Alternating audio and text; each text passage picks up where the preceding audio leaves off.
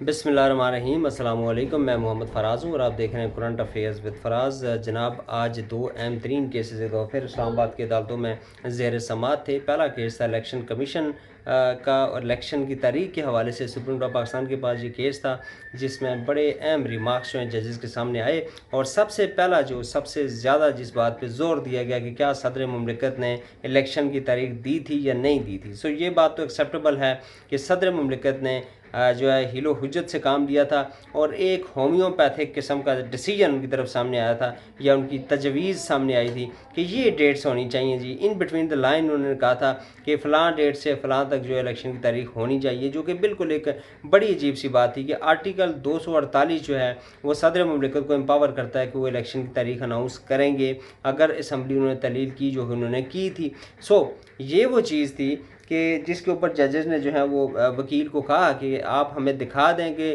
कहाँ रिटर्न में सदर मुमलिकत ने तारीख दी थी, जो कि उन्होंने नहीं दी थी। दूसरी तरफ जब इलेक्शन कमिश्नर के वकील से पूछा गया, इलेक्शन कमीशन के वकील से पूछा गया, तो उन्होंने 28 जनवरी की तारीख, जो पिछले हफ्ते में आप सुनते रहे होंगे कि 28 जनवरी को मुल्क में इलेक्शन हो जाएंगे, आज उन्होंने 11 फरवरी कर दी, जिस पे जस्टिस काजी फायज ईसा साहब ने कहा कि ये तारीख जो आप दे रहे हैं ये हतमी तारीख होगी और इसमें किसी किस्म की जो इसको आगे लेकर जाने की इजाज़त नहीं देंगे। अदालत अपना फैसला इम्प्लीमेंट करवाएगी, जो कि बहुत अच्छी बात है कि अगर अदालतें पहले ही ये हिम्मत कर लेती। जब उमर अता बंदयाल साहब थे, उन्होंने जो पंजाब और केपी में इलेक्शन की तारीख दी, सुप्रीम कोर्ट पाकिस्तान ने वो केस सुना, उसके बावजूद इलेक्शन नहीं हुआ और किस तरह हीलो हुज्जत से काम दिया गया और कैसे कैसे अदालत को जो उंगलियों पे नचाया गया, ये सीधी से। हालांकि देखा जाए अगर तो अदालत के पास बड़ी पावर है और अगर करवाना चाहे अदालत, अगर सिंसेरिटी के साथ कुछ काम करना चाहे और ख़ासकर सुप्रीम कोर्ट पाकिस्तान, तो ये करवाया जा सकता है। आज जस्टिस काजी फायज साहब ने क्लियरली कहा कि आप जो तारीख दे रहे हैं इसके ऊपर इलेक्शन होना चाहिए, अदरवाइज़ अदालत इसके ऊपर इम्प्लीमेंट करवाएगी और इसको एक दिन भी आगे नहीं लेकर जाने देंगे। अच्छा, यहाँ पे एक टेक्निकल इशू जो खड़ा हो सकता है 11 फरवरी का, कि 11 फरवरी चूँकि KPK के बहुत सारे इलाकों में, और ख़ुसूसन अगर मैं अपने आबाई इलाके की बात करूँ तो वहाँ पे भी बर्फ़बारी बहुत ज़्यादा होती है। जनवरी फरवरी में बर्फ़बारी होती है और काफ़ी मुश्किल होता है, वहाँ पे आम तरफ का बड़े मसाइल होते हैं। तो ये एक टेक्निकल गेम भी इलेक्शन कमीशन की तरफ से हो सकती है कि इसको बुनियाद बनाकर कहीं, मतलब ये KPK में सिर्फ गलियात की मैं बात नहीं कर रहा, बहुत सारे और भी इलाके हैं KPK में जहाँ पे इलेक्शन करवाना ख़ासा मुश्किल हो सकता है इन महीनों में, जनवरी और फरवरी में स्पेशली।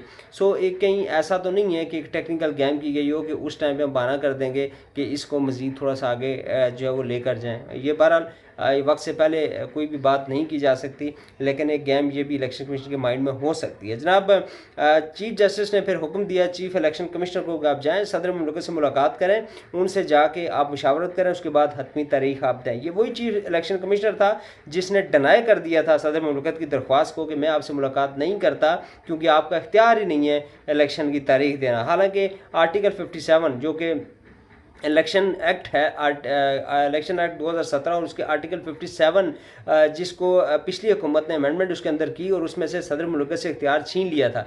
लेकिन याद रखिए कि ये आर्टिकल इलेक्शन एक्ट था, ये आइन में तरमीम नहीं थी, जो कि वो नहीं कर सकते थे। आइन के आर्टिकल 248 के तहत सदर को जो इख्तियार हासिल है कि वो इलेक्शन की तारीख वही देंगे। सो ये एक टेक्निकल गेम करने की कोशिश की थी इलेक्शन कमिश्नर ने भी और चीफ इलेक्शन कमिश्नर ने बेसिकली, और साथ जो पिछली हुकूमत थी नून लीग की, उन्होंने गेम करने की कोशिश की थी और सदर मुमलिकत को इस सारी मशावरत के अमल से बाहर करने की कोशिश की थी। हालांकि सुप्रीम कोर्ट पाकिस्तान के फैसले से यह भी साबित हो गया कि इलेक्शन एक्ट की इतनी अहमियत नहीं है जो कि आर्टिकल 248 की है, और इलेक्शन की तारीख देने का इख्तियार आज की ऑब्जर्वेशन और आज के जो जजेस के रिमार्क्स थे, आज का जो फैसला था, आज का जो हुक्म सामने आया है, उसके मुताबिक इलेक्शन की तारीख देना जो इख्तियार है वो सदर मुमलिकत का ही है। ये चीज़ भी आज साबित होगी। दूसरी तरफ जनाब, आज दूसरा केस जो इस्लामाबाद हाई कोर्ट में जो इमरान खान साहब के हवाले से था, वो भी बड़ा इंपॉर्टेंट केस था, और उस केस का जिस बेंच ने 31 अक्टूबर को केस सुना था, वो बेंच आज फिर टूट गया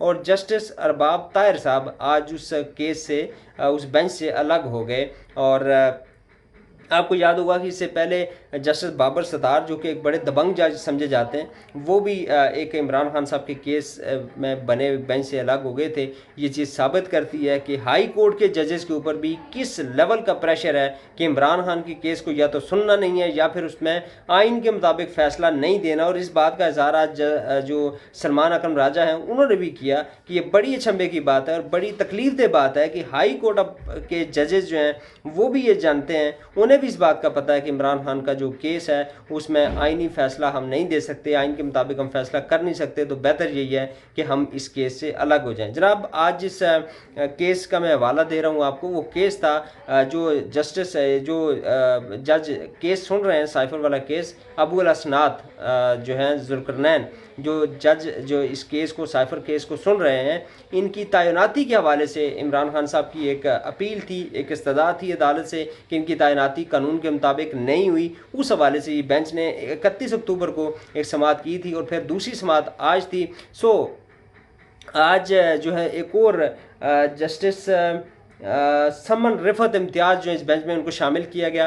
उन्होंने इस केस में जस्टिस गुल हसन औरंगज़ेब के साथ मिलकर जो है वो इन दो रुकनी बेंच ने जो है समाअत की। और बेसिकली जो केस था, केस यही है कि जस्टिस जो जज अबू अल असनाद जुल्करनैन है वो इस केस को नहीं सुन सकते क्योंकि उनकी जो तैनाती है वो कानून के मुताबिक नहीं हुई। अच्छा, इसका प्रोसीजर क्या है कि जब आपको खसूसी अदालत बनाते हैं तो उसकी सबसे पहले काबीना से जो है वो मंजूरी ली जानी ज़रूरी है और उसके बाद फिर जो वजारत कानून है वो एक जो है उसको अलाउ करेगी, नोटिफिकेशन करेगी, उसके बाद जज तैनात होगा। अब इसमें जो बहस थी, जो सलमान अकरम राजा साहब ने जो बहस की, उन्होंने ये कहा कि ये काबीना से इसकी मंजूरी नहीं ली गई और वजारत कानून ने भी जो ड्यू प्रोसेस जो है उसको फॉलो नहीं किया। आज एक और जो सामने आया एक नुक्ता कि ये चूँकि वफाकी हुकूमत, ये वफाक के अंडर ये अदालत काम करती है, वफाकी मसला है, तो इसमें chief justice Islamabad high court के अलावा जो सुप्रीम कोर्ट के चीफ जस्टिस हैं उनसे भी मशावरती जज इसकी तैनाती के लिए मशावरत होना ज़रूरी थी। ये एक बड़ा बारीक नुक्ता है, सलमान अकरम राजा साहब ने उठाया। इसके ऊपर देखते हैं कि इस पर क्या रिज़ल्ट आता है। लेकिन फ़िलहाल जो लग रहा है कि जजेस को काफ़ी हद तक मुतमईन करने में कामयाब हुए हैं कि ये जो तैनाती हुई है जस्टिस जुल्करनैन की, ये कानून के मुताबिक नहीं है और ये केस को नहीं सुन सकते। अगर ऐसा हो सकता है तो साइफर केस को वक्ती तौर पर ब्रेकें लग जाएंगी जब तक कोई नया जज तैनात नहीं होता, और नया जज अगर आएगा तो नए सिरे से केस की समाअत होगी। ये इस्लामाबाद हाई कोर्ट से अपडेट थी। जनाब, इसके अलावा आज जो दूसरा हमारा पोर्शन है वो है कि इस्लामी मुल्क कौन कौन से हैं जो इसराइल को नकेल डाल सकते हैं, क्योंकि मिडल ईस्ट के अंदर जो हालात बन चुके हैं, ख़ासकर जो फ़लस्तीन में जो जुल्म ढाया जा रहा है, तो ऐसी सूरत हाल में हम ये तजिया करने की हम कोशिश करते हैं या कुछ डिटेल्स सामने, कुछ चीज़ें मैं सामने आपके रखूँगा कि कौन से ऐसे 5 मुसलमान मुल्क हैं जो इसराइल को टफ़ टाइम दे सकते हैं या इसराइल को जो है उसके साथ जंग कर सकते हैं। जनाब, सबसे पहले मैं आपके सामने रखूं ईरान नंबर 5 पे है और ईरान के पास जो है 10 लाख इसकी फ़ौज है। बड़ा मुल्क है, बड़ी फ़ौज है, पाबंदियाँ इसके ऊपर बहुत लगी रही हैं और लगी हुई हैं अभी भी। और ईरान ने इन पाबंदियों का फ़ायदा ये उठाया, चूँकि ये बाहर से असला ख़रीद नहीं सकते थे, इन्होंने इन पाबंदियों में अपने आप को असला बनाने में खुद कफ़ील कर लिया है। और 10 लाख की बड़ी फ़ौज है, इनके पास ड्रोन्स हैं, इनके पास मिसाइल सिस्टम अच्छा है, इनके पास जो है रॉकेट सिस्टम अच्छा है। और इस अगर सेंस में देखा जाए तो जो ईरान है ये अगर इसराइल के ऊपर हमला करे तो ये कर सकता है और इसराइल को टफ़ टाइम दे सकता है। लेकिन इस ईरान जो है खुलकर ये काम नहीं कर पा रहा, उसकी बड़ी वजह यह है कि ईरान के ऊपर पाबंदियाँ हैं और ईरान की माशी सूरत हाल शायद इस चीज़ की जो है वो इजाज़त नहीं दे सकती कि वो इसराइल के ऊपर डायरेक्ट हमला करे। हाँ, हमास की ये भरपूर सपोर्ट कर रहे हैं और जो ड्रोन अटैक्स जो हमास ने किए इसराइल के ऊपर, वो ड्रोन ईरानी ड्रोन ही इस्तेमाल हुए हैं। जनाब, इसके बाद चौथे नंबर पर आता है मिस्र। मिस्र बहुत करीब तरीन मुल्क है और मिस्र का बराह रास्त बॉर्डर मिलता है इसराइल के साथ। मिस्र भी एक बड़ी फौजी कुव्वत है। और लेकिन यहाँ पे जो मज़े की बात यह है कि मिस्र के तल्लुकात इसराइल के साथ बहुत अच्छे हैं और मिस्र कभी भी ऐसा नहीं करेगा कि वो इसराइल के ऊपर जो है हमला करे। अच्छा, मिस्र जो है इसराइल के साथ पहले एक जंग कर चुका है और इसका बॉर्डर भी मिलता है, ज़ाहिर है जैसे मैंने पहले कहा। इसके पास 700 के करीब जंगी जहाज़ हैं। मिस्र के पास 700 के करीब जो है जंगी जहाज़ हैं। 12 लाख इसके पास जो है फ़ौज है और 3 लाख इसके पास रिज़र्व फौजी भी हैं जो कि जंग लड़ सकते हैं। नेवी और एयरफोर्स काफ़ी इसकी स्ट्रॉन्ग है, मजबूत है। राफेल त्यारे जो कि फ्रांस का त्यारा है, जो कि इंडिया ने भी रिसेंटली परचेज़ किया, इसके पास हैं। S-300 जो कि एयर डिफेंस सिस्टम है, जो रशियन मेड है और दुनिया का बेहतरीन सिस्टम माना जाता है, वो भी इसके पास है। पैट्रियाट बैटरीज इनके पास जो हैं वो इन्होंने अमेरिका से ली हैं, जो इस S-300 को चलाने के लिए यूज़ होती हैं। और इनके लेकिन ताल्लुकात, जैसे मैंने पहले कहा कि इसराइल के साथ ताल्लुकात बहुत अच्छे हैं। ये इसराइल के साथ जंग नहीं करेंगे और ना इन्होंने इसराइल पे हमला करना है। जनाब, नंबर 3 पे आता है इंडोनेशिया। इंडोनेशिया भी इस्लामी मुल्क है और इसकी भी बड़ी फ़ौज है। लेकिन इंडोनेशिया का मसला ये है कि इंडोनेशिया की फ़ौज को जो ट्रेन करने वाला मुल्क है वो अमेरिका है। इंडोनेशिया के पास जो मोस्टली असलहा है वो अमेरिकन असलहा है। और इंडोनेशिया जो है F-16 इसके पास त्यारे इसके पास हैं। और इंडोनेशिया ने 13 अरब डॉलर की अभी जो है वो एक असले की डील की है, जिसमें जंगी साजो सामान काफ़ी हद तक ख़रीदा गया। तकरीबन 40 के करीब F-15 त्यारे इन्होंने ख़रीदे। लेकिन इंडोनेशिया इतना दूर है कि बहुत सारे ममालिक बीच में आते हैं और लॉन्ग रेंज अगर मिज़ाइल्स इनके पास हों तो ये इसराइल के साथ जंग कर सकते हैं। मतलब हम ये कह सकते हैं कि इंडोनेशिया आल्दो ये तीसरे नंबर पे है, लेकिन ये इसराइल के साथ बराह रास्त जंग नहीं कर सकता। एक तो दूर बहुत और फिर मिज़ाइल टेक्नोलॉजी इनके पास है नहीं कि ऐसा कर सकें। जनाब, नंबर 2 पे आ जाता है तुर्की। तुर्की बहुत ही मजबूत मुल्क है, इसमें कोई शक नहीं है कि तुर्की जो है वो फ़ौजी एतबार से भी इंतहाई मजबूत मुल्क है। और अगर माशी एतबार से भी कहें तो इसके पास जो है वो माशी क़ुव्वत उनकी ठीक है। इसके पास बहरी जहाज़ भी बहुत सारे हैं और इनकी जो नेवी है बहुत मजबूत है। ये नेटो का रुकन मुल्क है तुर्की। नेवी बहुत मजबूत है इनकी, चूँकि समंदर इनके आसपास लगते हैं ज़्यादा। नेवी इनकी मजबूत है। 12 अफदोज़ हैं इनके पास हैं। और उसके बाद इनके पास 9 कार्वेट्स हैं जो तुर्की की नेवी के पास हैं। 2900 टैंक्स हैं इनके पास और 100 के करीब इनके पास एयरक्राफ्ट्स हैं, जंगी जहाज़ जो हैं 200 के करीब जहाज़ हैं इनके पास। 1000 इनके पास जो है मिलिट्री के एयरक्राफ्ट हैं जो कि जंगी साजो सामान को आप कार्गो के लिए यूज़ कर सकते हैं या मतलब और जो मिलिट्री सपोर्ट के लिए होते हैं। और 200 के करीब इनके पास जो है वो फाइटर जेट्स हैं। तुर्की वाहिद मुल्क है जिसने जंगी हालात में फ़ौज को सहूलत फराम करने के लिए 2 जो सैटेलाइट्स हैं वो भी जो है वो खला में छोड़ी हुई हैं। मतलब कि उसकी अपनी सैटेलाइट्स हैं कि जब जंग होती है, उसकी फ़ौज जो है मैदान जंग में होती है, तो उसको सपोर्ट फराम करने के लिए उसकी अपनी 2 जो सैटेलाइट्स हैं वो भी उसने खला में छोड़ रखी हैं। तुर्की के पास S-400 जो कि सबसे दुनिया का लेटेस्ट मिज़ाइल डिफेंस सिस्टम है वो तुर्की के पास है और ये प्रोवाइड किया है उसे रूस ने, क्योंकि रूस बनाता है S-4 और S-300 डिफेंस सिस्टम। ये दुनिया का सबसे बेहतरीन एयर डिफेंस सिस्टम है जो कि तुर्की के पास इंस्टॉल्ड है। तुर्की अमेरिका से जो है वो उन्होंने डील की थी F-35 जो कि जदीद तरीन जंगी त्यारा है। लेकिन जब S-400 की डील रशिया के साथ उनकी हुई तो ये जो है ये डील कैंसिल कर दी अमेरिका ने और उन्होंने F-35 तुर्की को नहीं दिए। जनाब, तुर्की शाम और इराक में पहले ही फंसा हुआ है। तुर्की शाम और इराक में ऑलरेडी इंगेज्ड है। इराक के अंदर भी जो जंग इस वक्त चल रही है, जो वहाँ पे मामलात हैं, तुर्की वहाँ पे भी इन्वॉल्व है। शाम के अंदर जो इस वक्त मामलात चल रहे हैं वहाँ पे भी तुर्की की काफ़ी हद तक इन्वॉल्वमेंट है।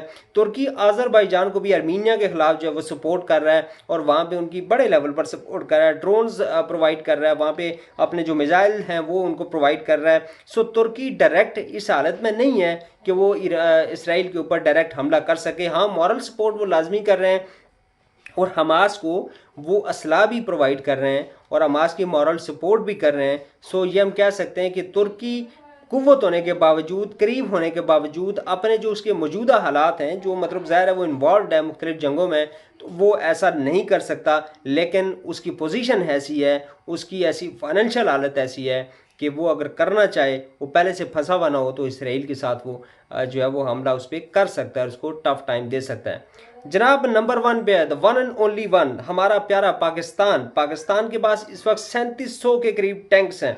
अच्छा, एक चीज़ मैं आपको बताता चलूँ, मुझे ये बताते हुए बड़ी खुशी हो रही है और यकीन जाना है कि एक फ़ख्र महसूस हो रहा है कि वी आर द वन, कि हम इसराइल को टफ टाइम न सिर्फ दे सकते हैं बल्कि इसराइल को सफ़ाई हदसी से मिटा सकते हैं।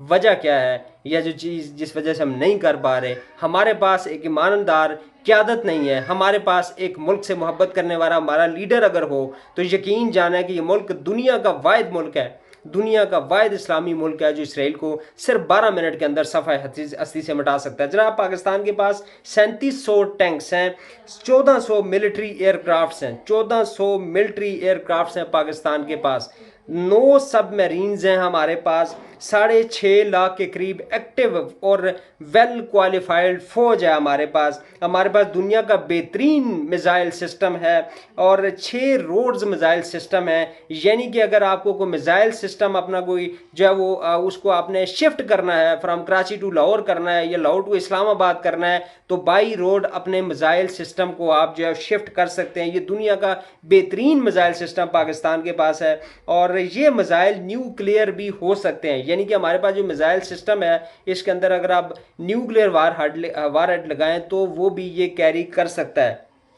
जनाब जो सबसे बड़ी हमारे पास कुव्वत है, जो ख़तरनाक कुव्वत है पाकिस्तान के पास, वो है एटम बम पाकिस्तान का, जो कि ज़ाहिर है दुनिया में वाहिद इस्लामी मुल्क है जिसके पास एटम बम है। 170 के करीब हमारे पास एटम बम है और ये हम सिर्फ 12 मिनट में हम इसराइल को सफ़ाई हस्ती से मिटा सकते हैं। लेकिन वही बात कि हमारे मुल्क के पास अगर एक ईमानदार, एक जज्बे वाली क़यादत हो, हम IMF के आगे ना झुके हुए हों, हम अपने पाँव पे आज खड़े हों, हमें किसी का कर्ज ना देना हो, तो बिलीव मी कि हमारे फ़लस्तीनी भाई आज इस हालत में ना होते और इसराइल की हिम्मत ना होती, ज़रूरत ना होती कि हमारे फ़लस्तीन की तरफ, हमारी मस्जिद अक्सा की तरफ आँख उठा कर भी दे सकता।